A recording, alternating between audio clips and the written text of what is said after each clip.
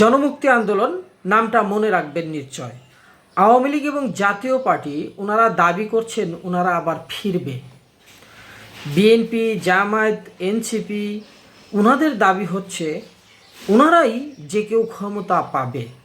আবার কেউ কেউ জাতীয় সরকার চাইছে, কেউ কেউ চাইছে ডক্টর ইউনূস 5 বছর 10 বছর থাকুক। কেউ কেউ বলছে আমরা নির্বাচনই চাই না, ডক্টর ইউনূস যতদিন বেঁচে আছে উনি ক্ষমতায় থাকুক। আচ্ছা ধরেন ডক্টর ইউনূস ক্ষমতায় থাকবে, ওনার কি রাজনৈতিক ম্যান্ডেট আছে যেটা রাজনৈতিকভাবে বাংলাদেশের গণতান্ত্রিক প্রক্রিয়ায় ক্ষমতায় থাকাটা নির্ভরশীল হয়? না।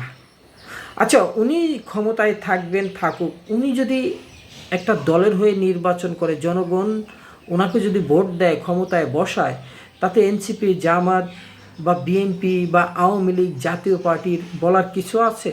কিছু নেই। দেখেন উনি কিন্তু একবার নাগরিক শক্তি নামে একটি রাজনৈতিক দল গঠনের উদ্যোগ নিয়েছিলেন, সেটা 111-এর কথা।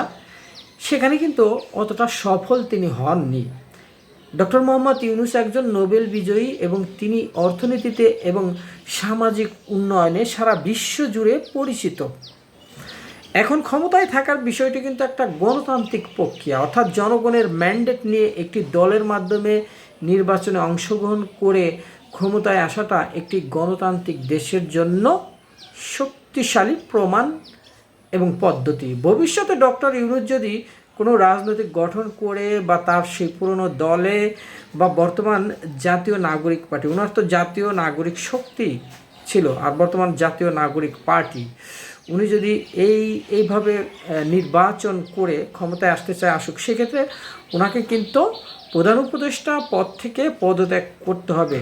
তখনই তারপর ভোটের মাধ্যমে সেই দলের আস্থা নিয়ে তাকে ক্ষমতায় আসতে হবে। এটা একটা গুরুত্বপূর্ণ বিষয়। এখন ধরেন বিএনপি নির্বাচন চাইছে, রাজনৈতিক দল মানেই তো নির্বাচন চাবে, এটা তাদের প্রধান কাজ, ক্ষমতায় আসতে চাইবে, এটাই তো তাদের উদ্দেশ্য। বিএনপিকে অনেকে বলছেন যে বিএনপিকে অনেকে চায় না। আচ্ছা চায় না, সেটাও নির্ধারণ হোক না কেন এই ভোটের মাধ্যমে। BNP, doctor Yunus, Jamaat, NCP সবাই নির্বাচন করুক, করে যেই দলকে জনগণ ম্যান্ডেট দেবে সেই আসুক। এখন আমি কিন্তু কোনো দলের হয়ে বলছি না, যদি না বুঝে থাকেন কিছু করার নেই। এটাকে কিন্তু একটা নিরপেক্ষ আলোচনা, জনমুক্তি আন্দোলন নিরপেক্ষ আলোচনা করছে, প্রাসঙ্গিক একটি বিষয় নিয়ে কথা বলছি, কারণ এটাই কিন্তু রাজনীতিতে চলছে। দেখেন গণতান্ত্রিক প্রক্রিয়ায় জনপ্রিয়তা যাচাইয়ের সেরা উপায় হলো নির্বাচন। ডক্টর ইউনূস যদি এতই জনপ্রিয় হয় এবং রাজনৈতিকভাবে সক্রিয় হতে চায়, তাহলে রাজনৈতিকভাবে অংশ নিতে হবে এবং তার জনপ্রিয়তা যাচাইয়ের সুযোগ থাকবে ওই নির্বাচনের মাধ্যমেই। একইভাবে বিএনপির মতো একটি বড় রাজনৈতিক দল বা তার চেয়ে ছোট জামায়াত, এনসিপি, অন্যান্য দল, তারপর ধরেন ইসলামিক কিছু দল আছে, অনেক দল আছে, বামপন্থী কিছু দল আছে, ডানপন্থী দল আছে, সমাজতান্ত্রিক কিছু দল আছে, যেমন সমাজতান্ত্রিক দল জেএসডি, এরকম তার ভিপি নূর, গণ অধিকার পরিষদ, গণসংহতি আন্দোলন ইত্যাদি ইত্যাদি, মানে অনেক দল। ঠিক আছে, তারা যে কেউ ক্ষমতায় আসতেছিল অবশ্যই নির্বাচনের মাধ্যমে আসতে হবে। এখন ডক্টর ইউনূসের জনপ্রিয়তা যাচাই, কেউ কেউ মার্চ ফর ইউনূস করছে। এই তো মার্চ ফর ইউনূসে এক নেতা দাবি করেছেন যে ডক্টর ইউনূস যদি ক্ষমতায় থাকে আজীবন, এই দেশ ইউরোপ আমেরিকার চাইতে উন্নত হবে। একটা সময় ইউরোপ আমেরিকা থেকে এই দেশে জনগণ আসবে কর্ম খুঁজতে। আচ্ছা ভালো কথা, দেশ যদি উন্নত হয় হোক, কারণ একটা সময় সত্যিই ছিল ইউরোপ আমেরিকা থেকে বণিকরা আসতো, এসে এই বাংলায় বাণিজ্য করে দুবেলা দুমুঠো ভাত খাওয়ানোর জন্য সেই দেশে আবার ফেরত যেত, এই দেশে এসে ব্যবসা বাণিজ্য করতে। এখন তো আমরা নিজেরা যাই ইউরোপ আমেরিকায় চাকরি করতে, ব্যবসা করতে, মানে এতটাই হয়ে গেছি আমরা। সেই ব্রিটিশ যুগের কথাই আর কি বললাম আপনাদের, যে সেখানে ইস্ট ইন্ডিয়া কোম্পানি পর্যন্ত রানী এলিজাবেথ এখানে পাঠিয়েছিল। ব্রিটেন সরকারকে টিকিয়ে রাখার জন্য, অর্থনৈতিক সে দেশের মেরুদণ্ড টিকিয়ে রাখার জন্য সেই দেশ থেকে সরকারে এদেশে পাঠিয়েছিল। তারপর দেখেন যে মীর জাফরদের কারণে আমরা 200 বছর গোলামি করেছি। যাক, সেখানে মির্জাফর তো কোনো ব্যাপার ছিল না, সেটা ছিল বাঙালির লোভ। যদি সেই সময় মির্জাফর এবং কিছু বাঙালি এই নবাব সিরাজদৌল্লাকে আটকের পর উল্লাস না করে একটা করে পাথরও ছুঁড়ে মারত, 2-4 হাজার ব্রিটিশ সৈনিক সেখানেই ধ্বংস হয়ে যেত। সেই ব্রিটিশ যুগে যদি আমি ফিরে যাই, আলোচনা লম্বা হয়ে যাবে, এখন এখানেই থাকি। এখন ডক্টর ইউনূস আগামী নির্বাচনের সময়সীমা নিয়ে কালক্ষেপণ করছে বলে অনেক দল, বিশেষ করে বিএনপি অভিযোগ করছে। দেখেন, ডিসেম্বরে নির্বাচন হবে এবং হতেই হবে, বিএনপি থেকে বলছে, যা আগামী 2025 সালের শেষ দিকে বা 2026 সালের প্রথমার্ধের মধ্যে হতে পারে। যদিও কোনো রাজনৈতিক দলের একেবারে সরাসরি অংশগ্রহণের জন্য ব্যাপক চাপ এবং ব্যাপক প্রেশারের জন্য হচ্ছে বলে অনেকে মনে করছে। এখন কথা হলো, যতই প্রেশার দিক, জনগণের ম্যান্ডেট তিনি সরাসরি জনগণের ভোটে যাচাই করে যদি ক্ষমতায় আসার চেষ্টা করে, তার প্রতি জনগণের যদি আস্থার প্রতিফলন ঘটে তাহলে তো ভালোই। তারপর রাজনৈতিক শক্তি একটি দলের মাধ্যমে নির্বাচনের অংশগ্রহণে তাকে একটি সুসংগঠিত রাজনৈতিক কাঠামো দেবে, যা তার নীতি এবং আদর্শকে মানুষের কাছে পৌঁছে দিতে সাহায্য করবে। এবং স্বচ্ছতা, জবাবদিহিতা, নির্বাচনের প্রক্রিয়ায় জনগণের সামনে আসা এবং তাদের সাথে আলোচনা সমালোচনা করে মুখোমুখি হওয়া, জনপ্রিয়তা যাচাই করা, গ্রহণযোগ্যতা প্রমাণ করা, এটার একটা সুযোগ পাবে ডক্টর ইউনূস। এবং যারা মার্চ ফর ডক্টর ইউনূস করছেন তাদের জন্যও এটা খুব ভালো, যে হ্যাঁ, তাহলে 10 বছর কেন, আজীবন, যতদিন জীবন দশায় থাকে, এটা কিন্তু একটা উপায়।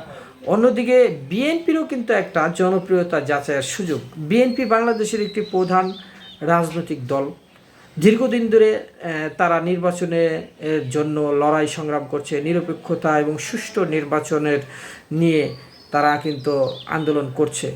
একটি অবাধ সুষ্ঠু নির্বাচন তারা কিন্তু বহুদিন ধরে চাইছে। তো এখন একটা সুযোগ আছে, কেননা আওয়ামী লীগ আমলে তারা আন্দোলন করে অতটা কিন্তু সফল হয়নি। পরে ছাত্র জনতা আন্দোলনের সম্মিলিত প্রচেষ্টায় সকল দলের অংশগ্রহণে, সাধারণ জনগণের অংশগ্রহণে একটা সুযোগ কিন্তু তারা পেয়েছে। এখন এখানে অনেকে দেখছে যে ডক্টর ইউনূস নির্বাচন দিতে চাইছে না। অনেকে বলছে, তাহলে বিএনপি নির্বাচন চাইছে, এটা তো তাদের অধিকার, নির্বাচন তো হতে হবে। অংশগ্রহণ ও প্রতিদ্বন্দ্বিতা, যদি একটি গ্রহণযোগ্য নির্বাচনের পরিবেশ তৈরি হয়, বিএনপি তখন নির্বাচনে অংশ নিয়ে তাদের সাংগঠনিক শক্তি, জনপ্রিয়তা, সমর্থন প্রমাণ করতে পারবে। আবার এনসিপি, জামায়াত ইসলাম, ওনারাও কিন্তু পারবে। যদিও এনসিপি নতুন দল, তারা এখনও নিবন্ধন পায়নি, আর জামায়াত ইসলাম নিবন্ধন ছিল। তারপরে ওই যে কয়েকদিন আগে ওনারা নিবন্ধন ফেরত পাওয়ার আদেশ পেয়েছে, প্রতীকও হয়তো ফেরত পাবে। তো তারাও কিন্তু একটি পুরনো রাজনৈতিক দল। অন্যদিকে এনসিপি নতুন রাজনৈতিক দল, তারা এনসিপি এবং জামায়াত ইসলাম স্থানীয় নির্বাচন চাইছে।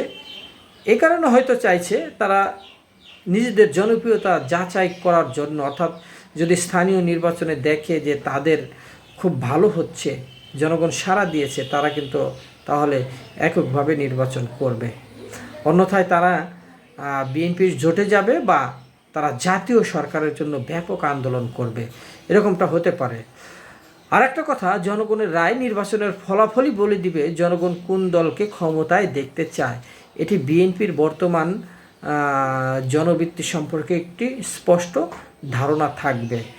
এই জন্যই নির্বাচন হওয়া দরকার বলে মনে করছে বিএনপি। বিএনপি ক্ষমতায় আসবে কি আসবে না সেটা নির্বাচনই বলে দিবে। তো যারা বলছেন যে বিএনপি শুধু নির্বাচন চায়, আচ্ছা নির্বাচন হোক না, আপনি বলছেন আপনি আপনার পছন্দের দলকে দিবেন, দিতেই পারেন, বা অন্য দলকে দিবেন, দেন, সেই ক্ষেত্রে নির্বাচন খুবই দরকার, এটা কিন্তু বিএনপি বলছে।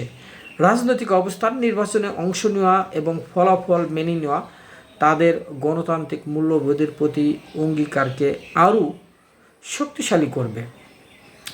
এই শক্তিশালী করাটাই কিন্তু তাদের জন্য আরও আশীর্বাদ হবে, কেননা সংগঠন, রাজনৈতিক অবস্থান বিবেচনা করতে পারবে এবং তাদের অবস্থানটা বর্তমান কোথায়, জনগণ তাদের কোথায় রেখেছে সেটা তারা জানতে পারবে। এখন গণতন্ত্রে নির্বাচনই হলো জনপ্রিয়তা যাচাইয়ের চূড়ান্ত মাপকাঠি। ডক্টর ইউনূস এবং বিএনপির মতো সব রাজনৈতিক দলের জন্যই একটি সুষ্ঠু, অবাধ, নিরপেক্ষ নির্বাচন অত্যন্ত জরুরি, যে সেখানে প্রতিটি দল তাদের জনপ্রিয়তা প্রমাণ করার সুযোগ পাবে এবং জনগণের প্রকৃত রায় প্রতিফলন হবে। এবং এই প্রকৃত রায়টাই বিএনপি দেখতে চাইছে। এবং অন্যান্য দল যারা, তারাও দেখেন আপনাদের রায় কী আসে, জনগণের প্রকৃত রায় আপনাদের থাকে নাকি ডক্টর ইউনূসের থাকে নাকি বিএনপির থাকে। বিএনপি বাংলাদেশ জাতীয়তাবাদী দল, এনসিপি জাতীয় নাগরিক পার্টি এবং জামায়াত ইসলামের মধ্যে নির্বাচন ও সংস্কার সংক্রান্ত বিষয়ে বেশ কিছু মতভেদ দেখা যাচ্ছে। তত্ত্বাবধায়ক সরকার এবং নির্বাচনের সময়সীমা যদি আপনি আলোচনায় আসেন, বিএনপি মূলত নির্দলীয় তত্ত্বাবধায়ক সরকারের অধীনে শুধুমাত্র জাতীয় নির্বাচন চায়। তারা এই তত্ত্বাবধায়ক সরকারের মেয়াদ 90 দিন 3 মাস রাখার পক্ষে। তারা চায় যত দ্রুত সম্ভব, যেমন ডিসেম্বর 2025-এর মধ্যে নির্বাচন হবে। যদিও এটা তত্ত্বাবধায়ক সরকার নয়, এটা অন্তর্বর্তীকালীন সরকার। বিএনপি যুক্তি দেখাচ্ছে যে এই সরকারকে আনা হয়েছে মূলত নির্বাচনের জন্য। নির্বাচনের পর যত সংস্কার আছে সেটা নির্বাচিত সরকার করবে। তাদের কিন্তু একটা 31 দফা আছে, 31 দফাই নাকি পূর্ণাঙ্গ সংস্কার। অন্যদিকে জামায়াত ইসলাম ও এনসিপি, এই দুটি দল তত্ত্বাবধায়ক সরকারের অধীনে অর্থাৎ অন্তর্বর্তীকালীন সরকারের অধীনে স্থানীয় সরকার নির্বাচন অনুষ্ঠানের পক্ষে। তারা মনে করে যে অন্তর্বর্তীকালীন সরকারের মেয়াদ দীর্ঘ হতে পারে যদি সংস্কারমূলক কাজগুলো শেষ করতে বেশি সময় লাগে। জামায়াতের ও ডক্টর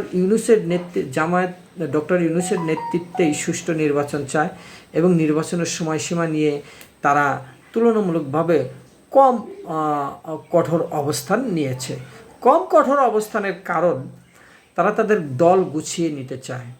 তারা তো দীর্ঘ আন্দোলন সংগ্রাম করেছে, বিশেষ করে এনসিপি দল গুছিয়ে নিতে চায়। নতুন দল অনেক উপজেলায় আছে, হয়তো এখনও কমিটি গঠন হয়নি, পূর্ণাঙ্গ কমিটি।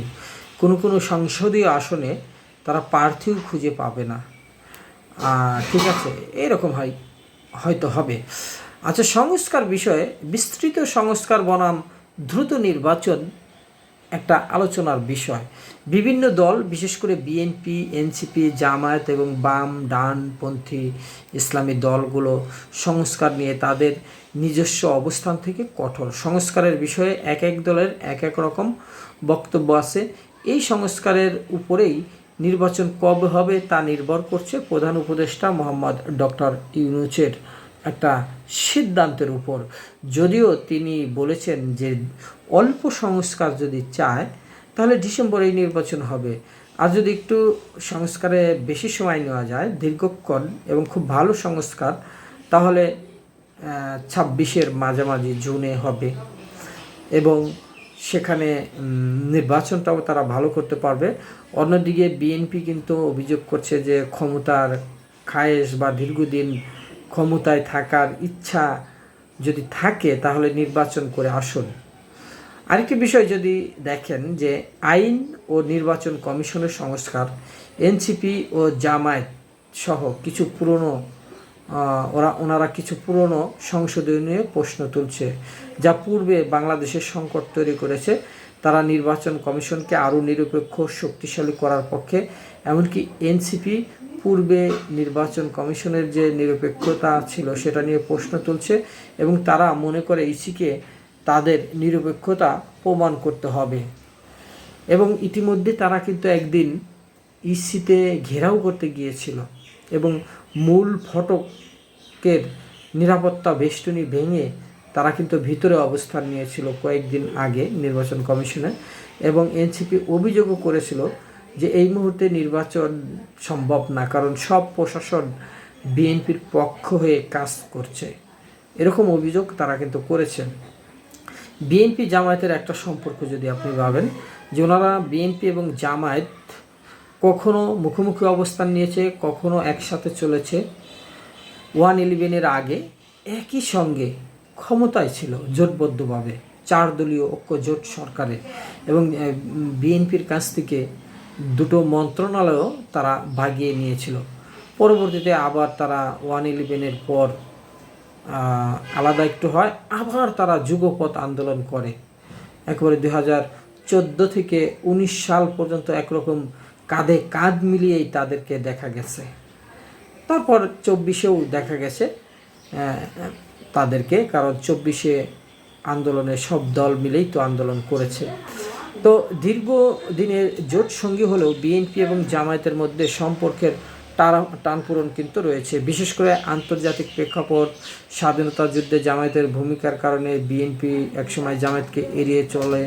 তারপর আবার সম্প্রতি অনেক বক্তব্য বিবৃতিও দিচ্ছে জামায়াতকে নিয়ে, এসব নিয়ে টানপূরণ হচ্ছে। এনসিপি জামায়াতের সম্পর্ক যদি আপনি বিবেচনা করেন, যে যদিও এনসিপি এবং জামায়াত উভয়ই কিছু ইস্যুতে একই রকমের অবস্থান নিয়েছে, যেমন তত্ত্বাবধায়ক সরকার, অন্তর্বর্তীকালীন সরকারের অধীনে স্থানীয় নির্বাচন, এবং এনসিপি বারবার দাবি করছে যে তারা জামায়াতের ঘনিষ্ঠ নয় এবং তাদের এজেন্ডা সম্পূর্ণ আলাদা। এনসিপি নিজেদেরকে মধ্যপন্থী রাজনৈতিক দল হিসেবে পরিচয় দেয় এবং তরুণদের রাজনীতিতে আনার উপর জোর দেয়। তবে আওয়ামী লীগ নিষিদ্ধের দাবিতে জামায়াত শিবিরের সাথে আন্দোলনে নামার পর এনসিপি মুক্তিযুদ্ধ ও জাতীয় সঙ্গীত ইস্যুতে একটা চাপের মুখে পড়েছিল উভয়ে নিজেরা, ঠিক আছে, যদিও সেটা কৌশলগত দিক দিয়ে নানা দিক দিয়ে এড়ানো গেছে। আর বিএনপিও কিন্তু আওয়ামী লীগ ইস্যুতে এখনও হয়তো সর্বশেষ দেখা যাবে যে যদি খুব বেশি সংকট হয়, যদি রাজনৈতিক দলগুলো বেশি চাপ দেয়, তাহলে একটা জাতীয় সরকারের রূপরেখা আসতে পারে বা চিন্তাধারা করতে পারে, ঐক্যমত্য পৌঁছতে পারে। কারণ খুব বেশি চাপ যদি হয় তাহলে এই নির্বাচনটা অনিশ্চয়তার দিকে যাবে। তো 2-10 বছর 2-4 মেয়াদ যদি জাতীয় সরকার হয়, সেদিক দিয়ে এনসিপি, বিএনপি, জামায়াত একও হতে পারে। এখন এনসিপির সাথে কি বিএনপির কোনো সম্পর্ক আছে? দেখেন, সম্প্রতি এনসিপি এবং বিএনপির মধ্যে বিবাদ দেখা গেছে, বিশেষ করে সরকারের কর্তৃত্ব প্রতিষ্ঠা নিয়ে। এনসিপি কিছু ইস্যুতে বিএনপির প্রতি ইঙ্গিত করে নির্বাচন কমিশনের নিরপেক্ষতা নিয়ে প্রশ্ন তুলেছে, এবং এনসিপির যে একটা আতুরঘর সাংগঠনিক, যেমন বৈষম্য বিরোধী ছাত্র আন্দোলনের একটা পেজ আছে ভেরিফাইড, তারপর জাতীয় নাগরিক কমিটির একটা পেজ আছে, সেখান থেকে কিন্তু বিএনপির বিচ্ছিন্ন অনেক ঘটনা তুলে ধরছে তারা, এবং বিএনপির ভোট ব্যাংকে তারা হাত দিতে চাইছে। তাদের পেজগুলো যদি আপনি অ্যানালাইসিস করে একটু দেখবেন প্রতিদিনই বিএনপিকে সমালোচনা করে কোনো না কোনো কিছু নিয়ে তারা কিন্তু পোস্ট দিচ্ছে। তো যাই হোক, এখন কথা হলো ইউনূস আসুক বা বিএনপি আসুক, জামায়াত আসুক, এনসিপি আসুক, যে আসুক, আমরা সাধারণ জনগণ চাই, জনমুক্তি আন্দোলন চায় দ্রব্যমূল্যটা কম থাকতে হবে, মানুষের জানমালের নিরাপত্তা থাকতে হবে, আইনের সুশাসন থাকতে হবে, ঘুষমুক্ত বাংলাদেশ থাকতে হবে। আমরা ভোট দিচ্ছি, ভোট শেষ, আমাদের দাম শেষ, এমনটা যেন না হয়। আমরা তারপর ব্যাট দিচ্ছি, তারপর আমাদের আর কোনো মূল্যায়ন নেই। অর্থাৎ ভোট দিচ্ছি, রাজনৈতিক দলগুলো আমাদের মূল্যায়ন করছে না, ভোট দেওয়ার শেষে ব্যাট দিচ্ছি, তারপর সরকারি আমলারা আমাদের মূল্যায়ন করছে না, তারা অবহেলা অবজ্ঞা করছে। অর্থাৎ দুটোই কিন্তু আমরা দিচ্ছি, আমাদের টাকাই তারা আরাম আয়েশ করছে, আমাদের দেওয়া ভোটেই তারা ক্ষমতা পাচ্ছে, ক্ষমতার স্বাদ গ্রহণ করছে, অথচ এগুলো দেওয়া শেষ, জনগণের দাম শেষ। জনমুক্তি আন্দোলন নামটা মনে রাখবেন নিশ্চয়।